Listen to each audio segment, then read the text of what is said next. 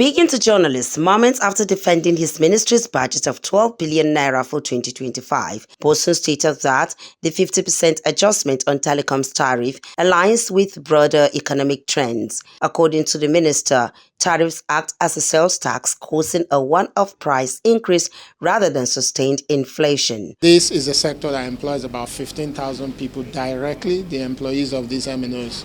But also indirectly, I think there's about 500,000 people working in the sector, whether those that are selling recharge cards or any of those services. We have to make sure that the sector continues to stay sustainable. But at the same time, we don't want to inflict pain on Nigerians. So they were claiming for 100% increase in tariff. I think as you can see from what NCC released yesterday, we had a lot of back and forth. They've been talking about since even before we were appointed. The first time I met them almost 16, 17 months ago, it was the same thing they were talking about. But now I think we've set it at about 50% to ensure that they can find ways to stay sustainable, but also the price hike is not significant to the point where it becomes painful for us. He further explains that the federal government is planning to invest 6 billion naira to deploy 90,000 kilometers of fiber optic cable, expanding the country's capacity from 35,000 kilometers to 125,000 kilometers.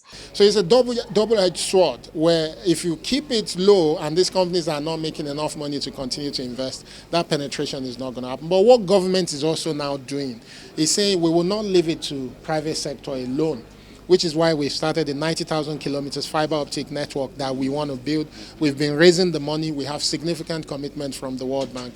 Our goal is that before the end of the year, that government starts to also lay. The last hike was 12 years ago, and the new tariff hike comes amid agitations by telecom operators in the last 2 years demanding for 100% increase.